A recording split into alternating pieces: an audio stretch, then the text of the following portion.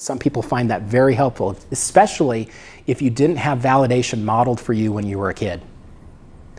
The other thing is she has like a 10-minute objections to self-compassion, because here's what we believe, is we believe self-compassion means self-pity or letting ourselves off the hook.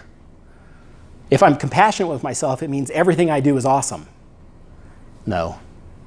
I can hold myself accountable and still have some self-compassion.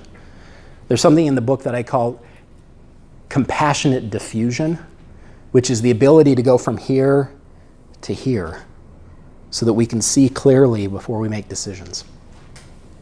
Okay. Most good coping methods are less likely to work without acceptance and self-compassion. I could give you a list of ways to cope with depression or anxiety or pain and stuff like that, and I have to say, they're great, but they're not gonna work if you do it from a harsh, judgmental place. Let's say you're mad at your kids, and we would all agree that good coping is going and taking a walk, right? Isn't that what our grandparents told us? Go take a walk. Don't say something in anger. Okay, I like it. Good. But if on the walk you're talking to yourself and you're thinking all these judgmental thoughts about what a loser you are that you have to go take a walk, by the time you get back, are you going to feel better? Probably not. So we have to have some acceptance and self-compassion, or no coping skill works.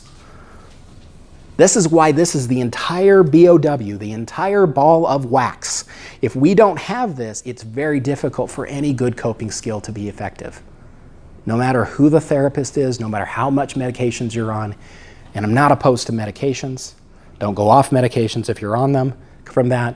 But the point I'm trying to make here is that we have to be able to bring it to here. Now, here's what I'd like for you to kind of end with.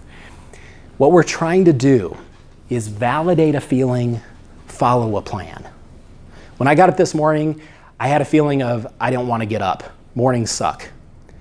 I validated my feeling, yeah, mornings do suck, as I followed a plan by going to the shower, by getting my feet moving.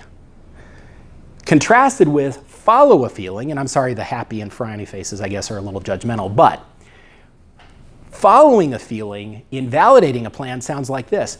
Wow, mornings suck. I think I'll just call in sick to work. And what it's a double frowny face is invalidating a feeling, invalidating yourself, which sounds like this. Wow, I don't want to get up. Mornings sure suck. What is wrong with me? I'm a psychologist. I have a PhD, for crying out loud. Oh man, there must be something wrong with me. Why bother? Right? We invalidate ourselves, we invalidate our life, right? So my point here is this, is if you can validate your feeling while following a plan, replacing some behaviors, saying, of course I feel anxious because I'm at this party. Of course I want a Krispy Kreme donut, they're awesome. Or the donut shop that will not be named, that I got to blank out later.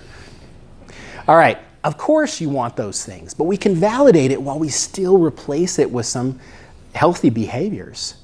And then that way we don't get into the place where we invalidate ourselves and then we have that part of us that can't stand it anymore. And then what do? Second arrow, third arrow, fourth arrow, fifth arrow, so forth and etc. The reason why I wrote this book, if we can be okay with not being okay, eventually we'll be okay. But if you're not okay with not being okay, you may not be okay because you're going to do something impulsive to make things a little bit more complicated. That's the idea behind it, is you don't have to like what you're going through. I think one of the really nice things that I'm really excited about, and one of the reasons why I like psychology so much, for my last slide here is this.